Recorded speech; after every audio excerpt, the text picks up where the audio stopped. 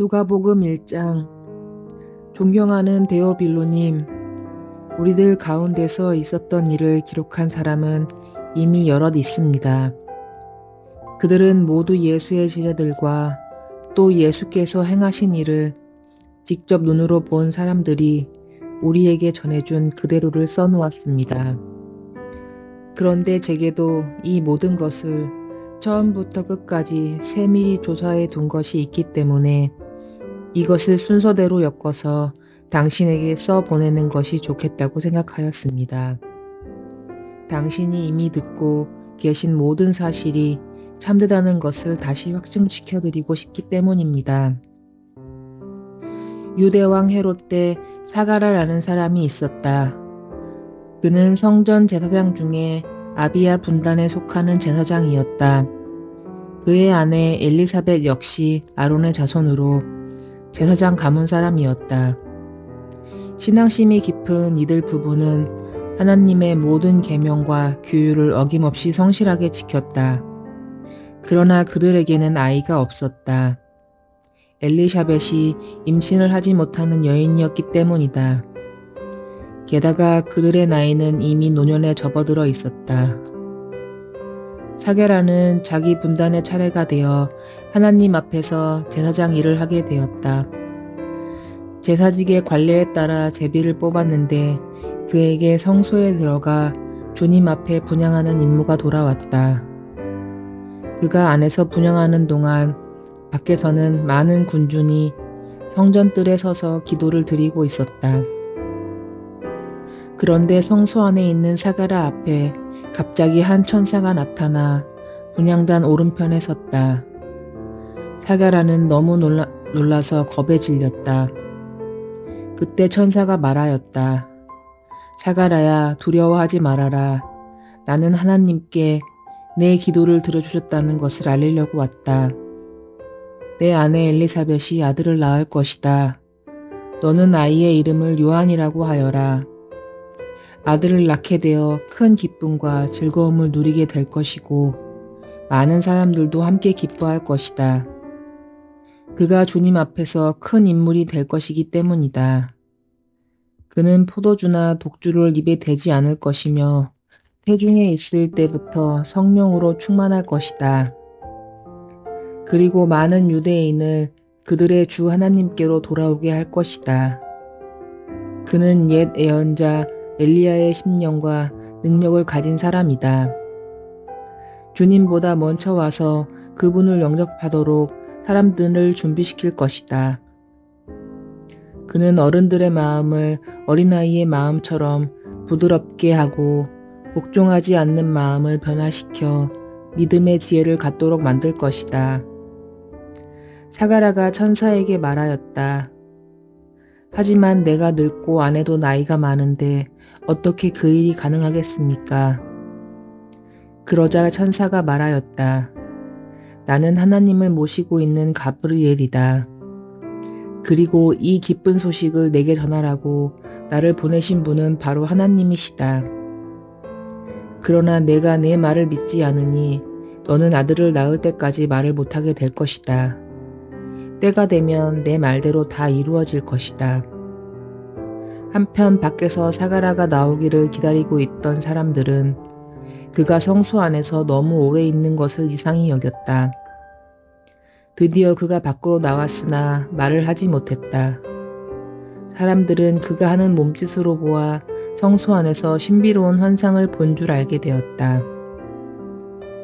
사가라는 성소의 책임 기간이 끝나자 집으로 돌아갔다.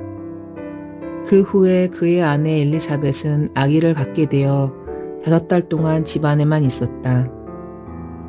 엘리사벳은 이제 아기를 낳지 못하던 내 수치를 벗겨주시니 주님은 얼마나 은혜로우신 분이신가 하고 말하였다. 엘리사벳이 아기를 가진 지 6달 되었을 때였다. 하나님께서는 천사 가브리엘을 갈릴리의 나사렛이라는 동네로 보내셔서 다윗 왕의 가문에 속한 요셉이라는 사람과 약혼한 처녀 마리아를 찾아가도록 하셨다. 가브리엘이 마리아에게 나타나 말하였다. 기뻐하여라. 은혜를 입은 이여, 주께서 너와 함께 하신다. 놀라고 당황한 마리아는 천사의 말이 도대체 무슨 뜻일까 하고 생각하였다. 천사가 말하였다. 마리아여, 두려워하지 말아라. 하나님께서 너에게 놀라운 은혜를 내리셨다. 너는 이제 곧 임신하여 아들을 낳게 될 것이니 그 아기의 이름을 예수라 하여라. 그는 위대한 분이 될 것이며 하나님의 아들이라 불릴 것이다. 주 하나님께서는 그에게 조상 다윗의 왕위를 주실 것이다. 그는 이스라엘을 영원히 다스리고 그의 나라는 끝이 없을 것이다. 마리아가 천사에게 되물었다. 하지만 처녀인 제가 어떻게 아기를 가질 수 있겠습니까? 천사가 대답하였다. 성령께서 내게 임하시고 하나님의 능력이 너를 감싸주실 것이다. 그러므로 내게서 태어날 아기는 거룩한 분이며 하나님의 아들이시다. 내 친척 엘리사벳도 늙은 나이에 아기를 가졌다. 사람들은 아기를 낳지 못하는 여자라고 수군댔으나 그가 임신한 지 이미 6달이나 되었다. 하나님께서 약속하신 것은 무엇이나 그대로 이루어진다. 마리아가 말하였다. 저는 주님의 종입니다. 주께서 원하시는 대로 기꺼이 따르겠습니다. 이 모든 말씀이 그대로 이루어지길 바랍니다. 그러자 천사는 사라졌다.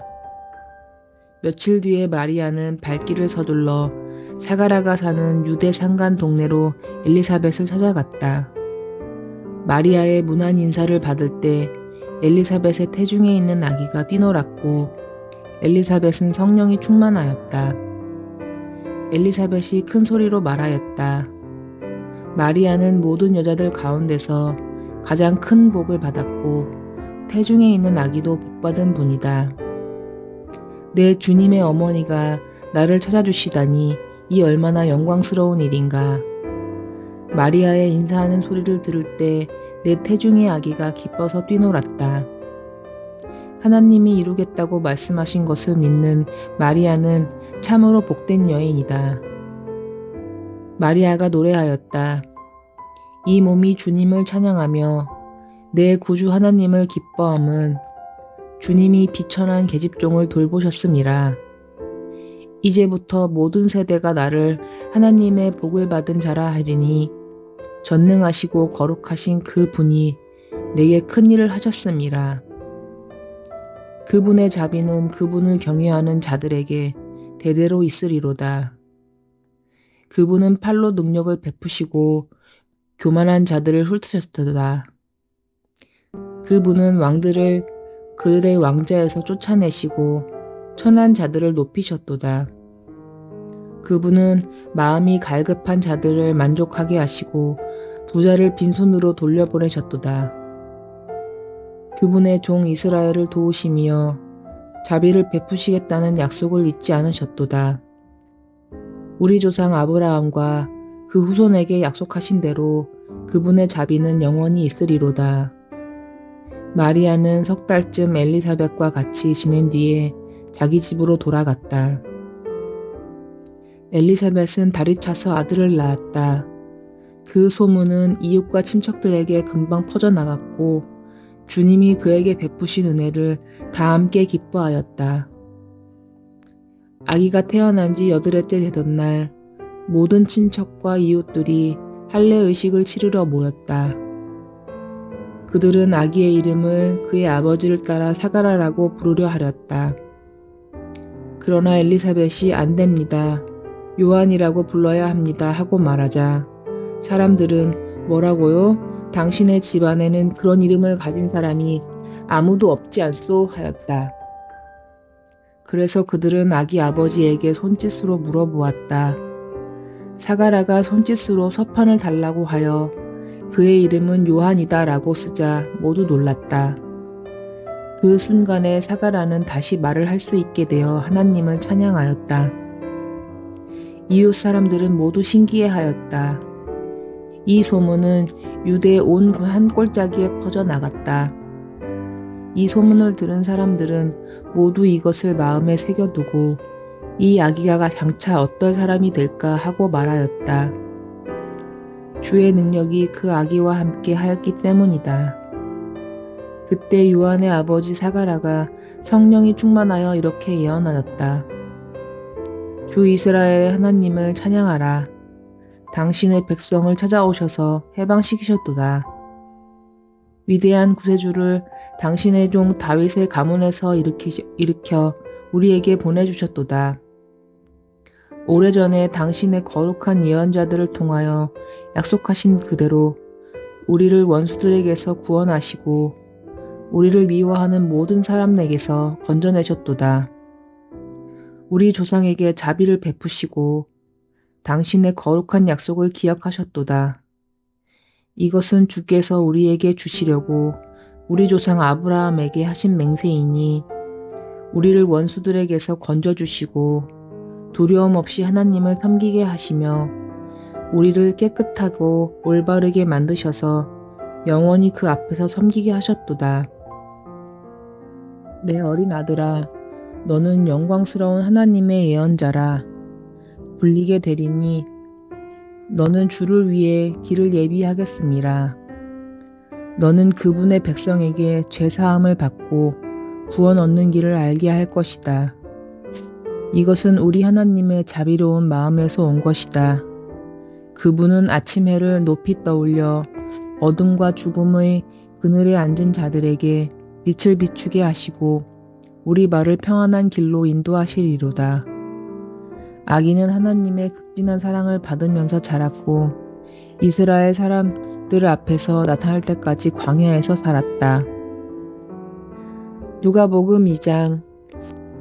이 무렵에 로마 황제 가이사 아우구스도는 전국에 호구조사를 하라는 칙령을 내렸다. 이 조사는 구레노가 수리아 총독으로 있을 때 처음 시행한 것이다. 이 칙령에 의하면 모든 사람은 자기 본적지에 가서 등록하도록 되어 있었다. 그래서 다윗의 후손인 요셉도 다윗 왕의 고향인 유대 베들레헴으로 가야 했다. 그는 갈릴리의 나사렛을 떠나 그곳까지 가는 여행길에 이미 만삭이 된 자기 약혼녀 마리아를 데리고 갔다. 그들이 베들레헴에 있는 동안 마리아는 다리 차서 첫 아들을 낳았고 강보로 싸서 구유에 누웠다. 동네 여관이 다 차서 그들이 들어갈 방이 없었기 때문이었다. 그날 밤 동네 밖에 있는 들판에서는 목자들이 양을 지키고 있었다.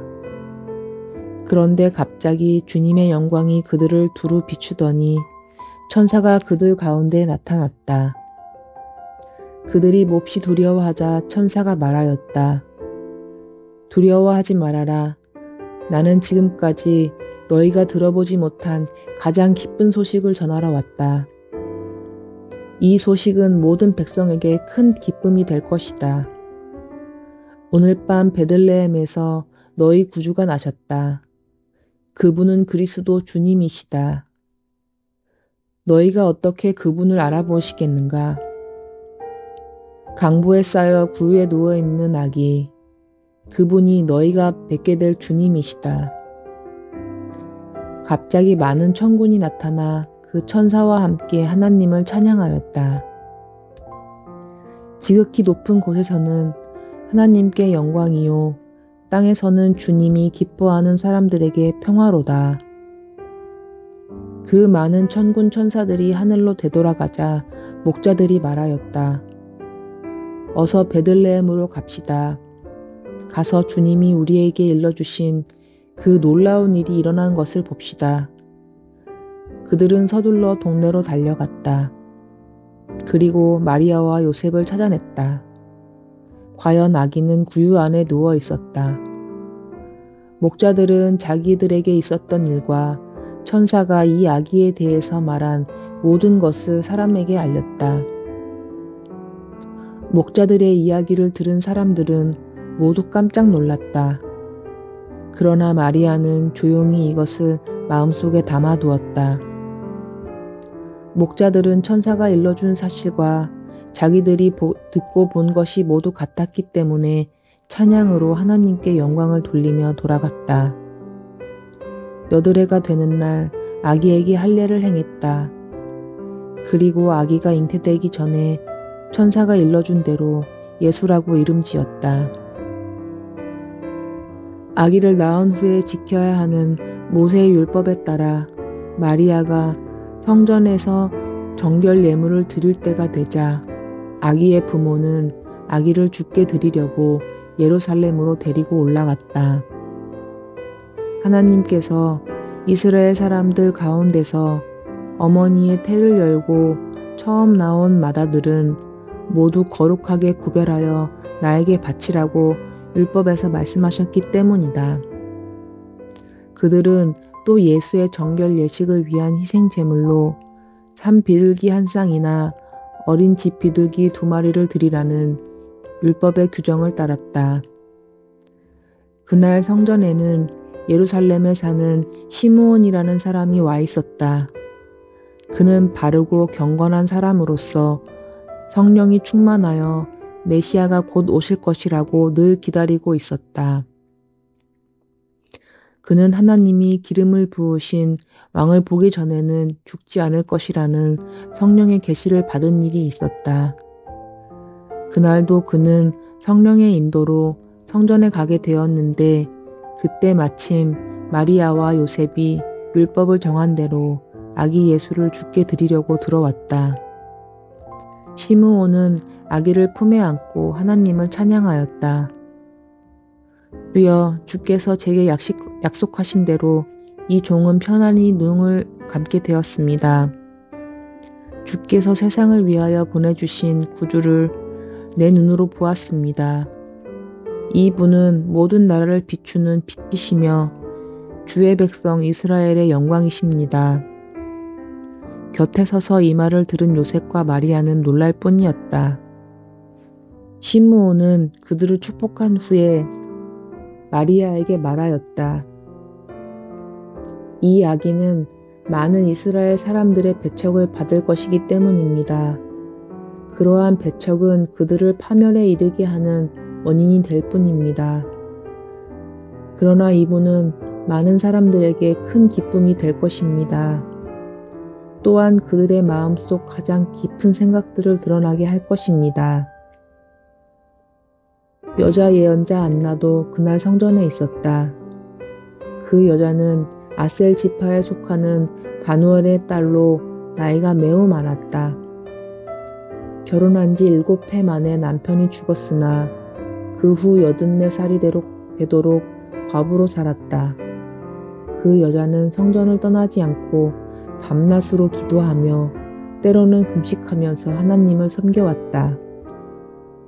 그 예언자는 마침 들어오다가 시므온이 마리아와 요셉에게 하는 말을 듣고 하나님께 감사를 드린 후 구주를 기다리는 예루살렘의 모든 사람들에게 메시아가 드디어 오셨음을 알렸다. 예수의 부모는 하나님의 율법이 요구하는 모든 일을 다 마치고 갈릴리 나사렛으로 돌아왔다. 아기는 날로 건강하고 튼튼하게 잘 자랐으며 지혜가 뛰어났다. 하나님께서 늘 보살피신 까닭이다. 예수의 부모는 해마다 6월절에는 예루살렘에 갔다. 예수께서 12살이 되던 해에도 그들은 절기 관습을 따라 6월절을 지키러 올라갔다. 그런데 잔치가 끝나고 나사렛으로 돌아갈 때 예수께서는 아무에게도 알리지 않고 예루살렘에 머물러 계셨다. 예수의 부모는 첫날에는 예수를 찾지 않았다. 일행 중에 섞여서 친구들과 같이 오려니 생각했기 때문이었다. 그러나 저녁 때까지도 예수께서 보이지 않자 친척들과 친구들을 찾아다니며 예수의 행방을 물었다. 그러나 아무 데서도 찾지 못하자 그들은 예루살렘으로 되돌아갔다. 사흘 후에야 그들은 예수를 성전 안에서 찾아냈다. 예수께서는 율법 교사들과 함께 앉아서 율법 문제를 토론하고 계셨다. 그런데 듣는 사람 모두가 예수의 슬기로운 대답에 경탄하고 있었다. 예수의 부모 역시 그 일을 보고 깜짝 놀랐다. 어머니가 예수께 말하였다. 얘야, 왜 이렇게 우리를 애태우느냐? 내 아버지와 내가 너를 찾느라고 곳곳을 찾아 헤맸단다. 예수께서 말씀하셨다. 왜 나를 그렇게 다니셨습니까? 내가 내 아버지 집 성전에 있으리라는 것을 알지 못하셨습니까? 그러나 부모는 그 말씀이 무슨 뜻인지 알아듣지 못하였다. 예수께서는 부모를 따라 나사렛으로 돌아와 부모에게 순종하며 지내셨다. 예수의 어머니는 이 모든 일을 마음속에 간직하였다. 예수께서는 희와 지혜가 자라고 하나님과 사람들에게 더욱 사랑을 받으셨다.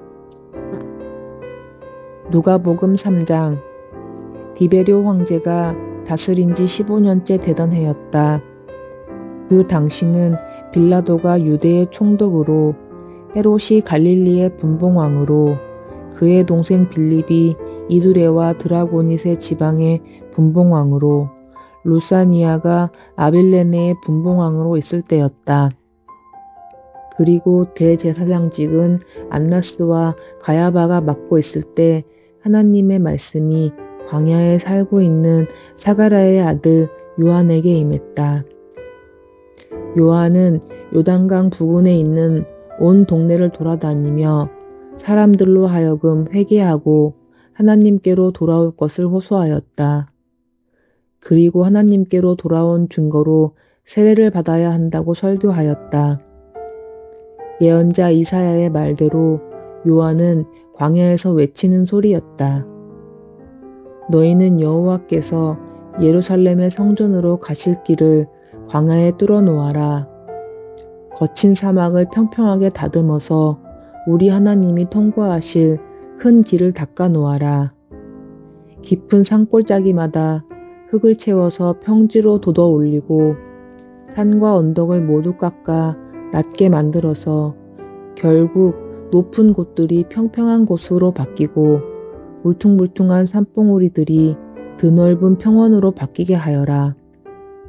그 길로 여호와께서 영광스럽게 오실 것이니 모든 인간이 그 분을 바라볼 것이다.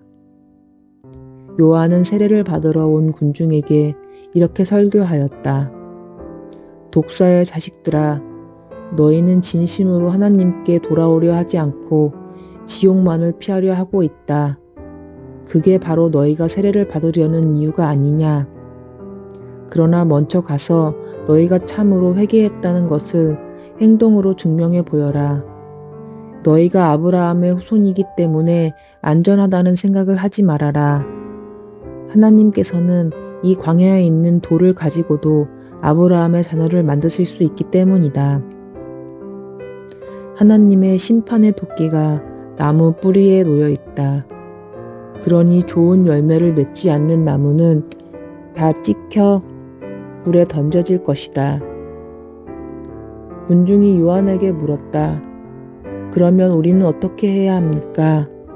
요한이 대답하였다. 옷 2벌을 가지고 있거든 한 벌을 가난한 사람에게 주어라. 먹을 것이 있거든 배고픈 사람과 나누어 먹어라. 부패했다고 소문이 난 세리들도 세례를 받으러 와서 물었다. 우리는 많은 죄를 지었으니 어떻게 하면 좋겠습니까? 요한이 대답하였다. 정직하게 살아라. 로마 정부가 정한 것 이상으로 세금을 더 받지 말아라. 군인들이 와서 물었다. 우리는 어떻게 해야 합니까? 요한이 대답하였다. 남을 위협하거나 폭력을 써서 돈을 빼앗지 말아라. 남이 하지 않은 줄 뻔히 알면서 고발하는 일을 하지 말고 또 너희들이 받는 봉급으로 만족하여라. 그리스도가 곧 오시리라고 기대하고 있던 많은 사람들은 요한이 혹시 그분일지 모른다고 생각하였다. 그래서 그 사실 여부를 묻는 질문이 사방에서 쏟아져 나왔다. 그러자 요한은 이렇게 대답하였다. 나는 다만 물로 세례를 주지만 나보다 더 훨씬 능력 있는 분이 곧 오신다. 나는 그분의 신발끈을 풀어드릴 만한 자격도 없다. 그분은 너희에게 불과 성령으로 세례를 주실 것이다. 그분은 알곡과 쭉정이를 가려내어 쭉정이는 영원히 꺼지지 않는 불에 태우시고 알곡은 곳간에 모아 드릴 것이다. 요한은 이 밖에도 사람들에게 많은 권명과 기쁜 소식을 선포하였다. 한편 갈릴리의 분봉한 헤롯은 동생 빌립의 아내를 자기 아내로 삼은 일과 그 밖에도 옳지 못한 많은 일을 하였다. 이에 대해 요한이 공공연하게 비판하자 그를 감옥에 가두었다. 이렇게 하여 헤롯은 가뜩이나 많은 죄에다 죄 하나를 더하였다. 군중이 모두 세례를 받을 때 예수께서도 친히 세례를 받으셨다. 그리고 기도하시는데 하늘이 열리고 성령이 비둘기 같은 형체로 그분 위에 내려오셨다. 그때 하늘에서 너는 내가 사랑하는 아들이요 내 마음에 흡족한 아들이다 하는 음성이 들려왔다. 예수께서 가르침을 베풀기 시작하신 것은 30살쯤 되었을 때였다. 예수께서는 요셉의 아들로 알려져 있었다. 요셉의 아버지는 헬리, 헬리의 아버지는 맏닷, 맏닷의 아버지는 레위, 레위의 아버지는 멜기이다. 멜기의 아버지는 얀나, 얀나의 아버지는 요셉, 요셉의 아버지는 맏다디아, 맏다디아의 아버지는 아모스이다. 아모스의 아버지는 나훔, 나훔의 아버지는 에슬리, 에슬리의 아버지는 낫게, 낫게의 아버지는 마앗이다. 마앗의 아버지는 맏다디아, 맏다디아의 아버지는 서머인, 서머인의 아버지는 요색, 요색의 아버지는 요다이다. 요다의 아버지는 요하난, 요하난의 아버지는 레사, 레사의 아버지는 수룹바벨, 수룹바벨의 아버지는 스알디엘이다. 스알디엘의 아버지는 네리, 네리의 아버지는 멜기, 멜기의 아버지는 앗디, 앗디의 아버지는 고삼이다. 고삼의 아버지는 엘마담, 엘마담의 아버지는 에르, 에르의 아버지는 예수, 예수의 아버지는 엘리에서이다. 엘리에서의 아버지는 요림, 요림의 아버지는 맏닷, 맏닷의 아버지는 레위, 레위의 아버지는 시므온이다. 시므온의 아버지는 유다, 유다의 아버지는 요셉, 요셉의 아버지는 요남, 요남의 아버지는 엘리야김이다. 엘리야김의 아버지는 멜레아, 멜레아의 아버지는 멘나, 멘나의 아버지는 맏다다, 맏다다의 아버지는 나단이다. 나단의 아버지는 다윗, 다윗의 아버지는 이세, 이세의 아버지는 오벳, 오벳의 아버지는 보아스이다. 보아스의 아버지는 살몬, 살몬의 아버지는 나손, 나손의 아버지는 아미나답, 아미나답의 아버지는 아드민이다. 아드민의 아버지는 아니, 아니의 아버지는 헤스론, 헤스론의 아버지는 베레스, 베레스의 아버지는 유다이다. 유다의 아버지는 야곱, 야곱의 아버지는 이삭, 이삭의 아버지는 아브라함, 아브라함의 아버지는 데라이다. 데라의 아버지는 나홀, 나홀의 아버지는 수룩, 수룩의 아버지는 루, 루의 아버지는 벨렉이다.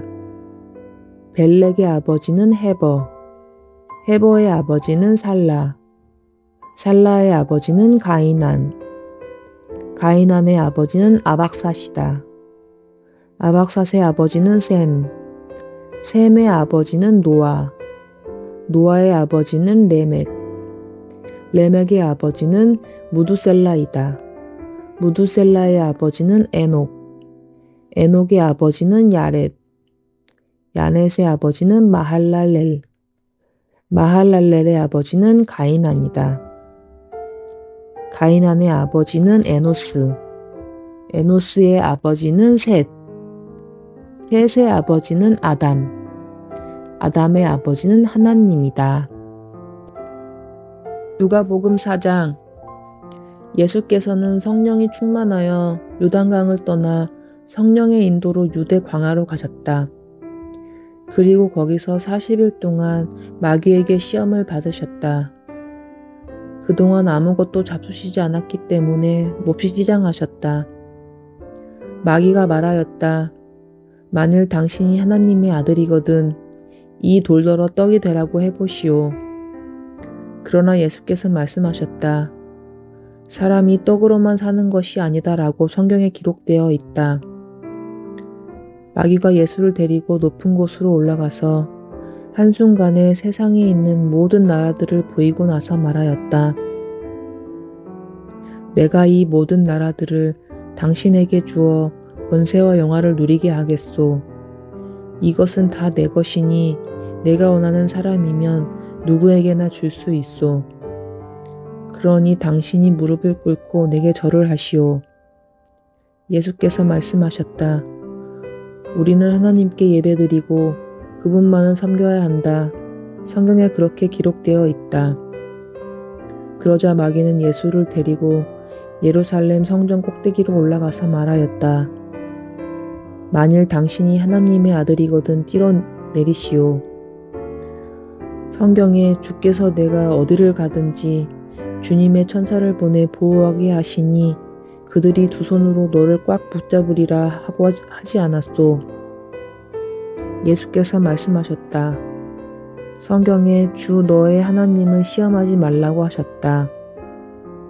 마귀는 모든 시험을 끝내고 잠시 동안 예수를 떠나갔다.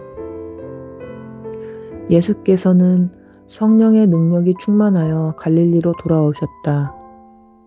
예수의 소문은 곧 그 지방 모든 사람들에게 퍼졌다.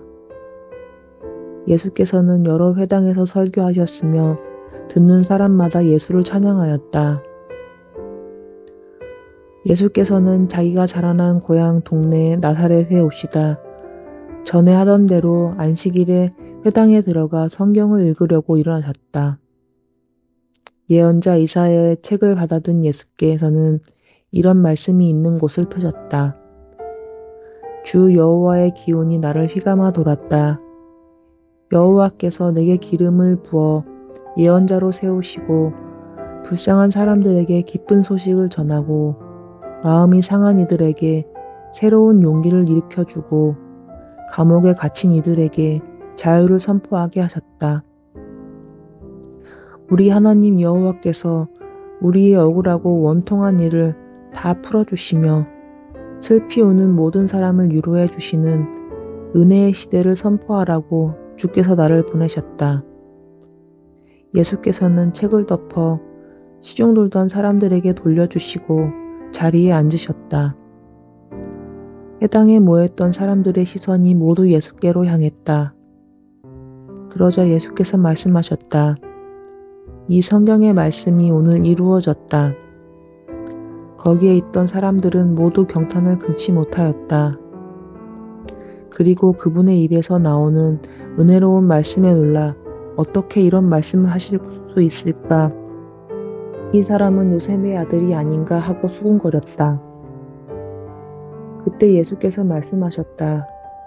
아마도 너희는 의사여 내 병이나 고쳐라 라는 속담을 내게 들이대며 가버나움에서 행한 것과 같은 기적을 고향인 여기에서도 해보시오 하고 말할 것이다. 그러나 내가 분명히 너희에게 일러둔다. 자기 고향에서 환영받는 예언자는 없다. 예언자 엘리야가 시돈 땅에 있는 사렙다 과부를 도운 일을 생각해보라. 그 당시 3년 6개월 동안이나 비가 오지 않아 온 땅에 기근이 계속되던 때 도움이 필요한 이스라엘인 과부가 많이 있었으나 엘리야가 보냄을 받은 것은 그들이 아니라 이방인 과부가 아니었느냐. 또한 엘리사는 도움이 필요한 이스라엘인 나병 환자들이 많이 있었는데 그들을 제쳐놓고 오히려 수리아 사람 나이만을 고쳐주지 않았나. 이 말씀을 듣고 있던 사람들은 화가 나서 뛰어 일어나 예수께 몰려들었다. 그리고 동네 끝에 있는 벼랑으로 끌고 가서 아래로 밀쳐 떨어뜨리려고 하였다. 그러나 예수께서는 군중과 한가운데를 가로질러 그곳을 떠나셨다. 예수께서는 갈릴리의 가버나움으로 되돌아가셔서 안식일에 회당에 나가 설교하셨다. 여기서도 사람들은 예수의 말씀에 놀랐다. 예수께서는 단순히 다른 사람들의 의견을 인용하지 않으시고 그분 자신의 말로 확신 있게 진리를 말씀하셨기 때문이다. 마침 그 회당에 더러운 귀신 들린 사람 하나가 있다가 예수께 소리질렀다. 나사렛 예수여, 우리를 이대로 놔두시오. 당신은 우리를 멸하려고 오셨습니까? 나는 당신이 누구인지 압니다. 당신은 하나님의 거룩한 아들이십니다. 예수께서는 그를 꾸짖으시며 조용히 하라.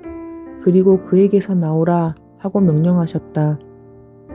귀신은 군중이 지켜보는 앞에서 그 사람을 내동댕이 치더니 더 이상 그에게 상처를 입히지 않고 떠나가 버렸다. 사람들은 눈이 휘둥그레져서 이분의 말씀에는 도대체 무슨 능력이 있기에 귀신까지도 복종하는가 하였다. 예수께서 행하신 이 일은 화제거리가 되어 온 지방으로 퍼져나갔다. 회당에서 나오신 예수께서 시몬의 집으로 가셨다. 마침 시몬의 장모는 심한 열병을 앓고 있었으므로 사람들은 제발 이 부인을 고쳐주십시오 하고 간절히 예언하였다. 예수께서 그 부인 곁에 서서 열병을 꾸짖자 곧 병이 떠나 체온이 정상으로 되돌아왔으며 그 부인은 일어나서 그들을 위하여 식사를 준비하였다. 해질 무렵에 사람들은 무슨 병에 걸렸든지 가리지 않고 병자들을 예수께 데려왔다. 예수께서는 일일이 그들 위에 손을 얹어 모두 고쳐주셨다. 또 귀신들이 예수의 명령을 받고 여러 사람에게서 나가며 당신은 하나님의 아들이십니다 라고 소리질렀다. 귀신들이 이미 예수가 그리스도인 줄 알고 있었기 때문에 예수께서는 귀신들을 꾸짖어 그 말을 못하게 하셨다. 날이 밝자 예수께서는 한적한 곳으로 가셨다. 사람들이 사방으로 찾아 헤매다가 예수를 만나자 자기들을 떠나지 말라고 간청하였다. 그러자 예수께서는 나는 다른 여러 곳에서도 하나님의 나라의 복음을 전해야 한다. 하나님이 이 일을 위해 나를 보내셨다라고 말씀하셨다. 그리고 예수께서는 온 유대를 다니시며 여러 회당에서 복음을 전하셨다. 누가복음 5장. 하루는 예수께서 게네사렛 호숫가에서 설교를 하시는데 많은 군중이 하나님의 말씀을 들으려고 몰려왔다. 그때 호숫가에서 작은 배 도척을 대어놓고 어부들이 그물을 싣고 있는 것을 보신 예수께서 그 배들 중 시몬의 배에 오르셨다. 그리고 배를 호숫가에서 약간 떼어놓게 하신 후 앉으셔서 군중들을 가르치셨다. 예수께서 말씀을 다 마치시고 시몬에게 이제 깊은 데로 나가서 그물을 내려라. 그러면 많은 고기가 잡힐 것이다 하고 말씀하셨다. 시몬이 대답하였다. 선생님, 저희가 어제 밤새도록 애를 썼으나 한 마리도 잡지 못하였습니다. 그러나 선생님이 그렇게 말씀하시니 다시 해보겠습니다. 시몬이 그대로 하였더니 그물이 가득 차서 찢어질 지경이었다. 그들은 다른 배에 있는 동료들에게 소리쳐 도움을 청하였다. 배가 가라앉을 정도로 곧 2배의 고기가 가득 찼다. 시몬 베드로가 이것을 보고 예수 앞에 무릎을 꿇고 주님, 제게서 떠나 주십시오. 저는 주님을 모시기에는 너무나도 부족한 죄인입니다 하고 말하였다. 베드로는 다른 사람들과 마찬가지로 엄청나게 많이 잡힌 고기를 보고 놀랐던 것이다. 시몬의 동료인 세베대의 아들 야고보와 요한도 몹시 놀랐다. 예수께서 시몬에게 말씀하셨다. 두려워하지 말아라. 이제부터는 너는 사람을 낳게 될 것이다. 그들은 곧 배를 호숫가에 댄 후에 모든 것을 버려두고 예수를 따라갔다. 예수께서 어떤 동네에 방문하셨을 때 거기에 온몸이 나병으로 문드러진 사람이 있었다. 그가 예수를 보자 엎드려서 얼굴을 땅에 대고 병을 고쳐달라고 애원하였다. 선생님, 원하신다면 선생님은 제 병을 깨끗이 고치실 수 있습니다. 예수께서 손을 내밀어 그를 만지며 내가 원한다. 깨끗하게 되어라 하고 말씀하시자 나병이 곧 나았다.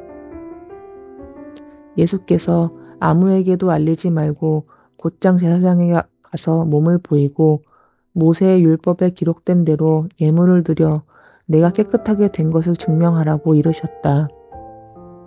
그러나 이러한 예수의 능력에 대한 소문은 금방 퍼져나가서 설교를 듣거나 병을 고치려는 사람들이 떼지어 몰려들었다.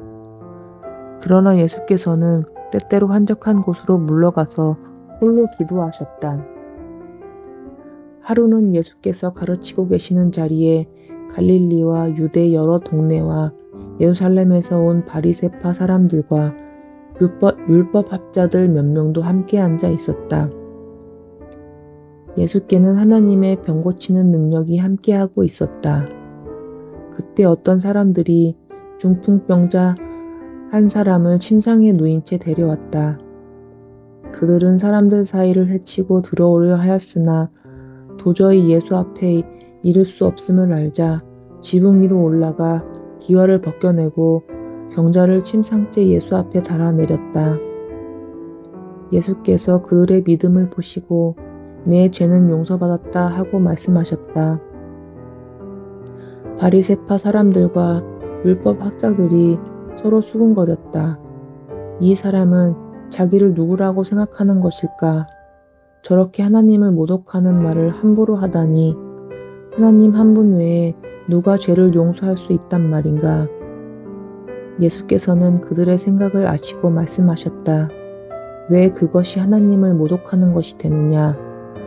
내 죄 사함을 받았다 하는 말과 일어나 걸어가라 하는 말 중에 어느 것이 더 쉽겠느냐? 인자는 땅 위에서 죄를 용서할 권세를 가지고 있다. 내가 이 사람을 고쳐서 너희에게 그 증거를 삼겠다. 그리고 중풍병자에게 침상을 들고 집으로 가라. 내 병이 나았다 하고 명령하셨다. 그러자 모든 사람이 지켜보는 가운데 그 사람은 벌떡 일어나 침상을 들고 하나님을 찬양하며 집으로 갔다. 그 자리에 있던 사람들은 모두 놀라워 두려움에 사로잡혔다. 그들은 하나님을 찬양하며 우리는 오늘 신기한 일을 보았다 하고 말하였다. 그 후 예수께서는 마을을 떠나 나오시다가 세리한 사람이 세간에 앉아 있는 것을 보셨다. 그의 이름은 레위였다. 예수께서 그에게 와서 나를 따르라 하고 말씀하셨다. 그러자 레위는 모든 것을 버리고 일어나 예수를 따랐다. 레위는 곧 자기 집에서 예수를 귀빈으로 모시고 잔치를 베풀었다. 레위의 많은 동료 세리들과 손님들이 모였다. 바리새파 사람들과 율법 학자들은 예수의 제자들을 비방하며 당시들은 어찌하여 세리와 죄인과 함께 먹고 마시는 겁니까? 하고 말하였다. 예수께서 그들에게 말씀하셨다. 의사가 필요한 사람은 병자이지 건강한 사람이 아니다. 내가 죄인들과 함께 하는 것은 그들을 죄에서 돌아서게 하려는 까닭이다. 자신은 이미 흠잡을 데 없다고 생각하는 사람들과는 시간을 보낼 까닭이 없지 않느냐. 그들은 또 세례 요한의 제자들은 금식하면서 기도하고 바리새파 사람들의 제자들도 그렇게 합니다. 그런데 당신의 제자들은 왜 먹고 마시기만 합니까? 하며 트집을 잡았다. 예수께서 대답하셨다. 결혼잔치 손님들이 신랑과 함께 축하하는 동안 배고프게 지내더냐? 그러나 신랑이 죽임을 당한 날이 올 것인데 그때는 그들이 아무것도 먹지 않으려 할 것이다. 예수께서 다시 비유를 들어 말씀하셨다. 새 옷에서 조각을 베어 낡은 옷에 떼고 깁는 사람은 아무도 없다. 새 옷을 못쓰게 할 뿐 아니라 낡은 옷도 새로 된 조각 때문에 어울리지 않는다. 또 새 포도주를 낡은 가죽 부대에 담는 사람도 없다.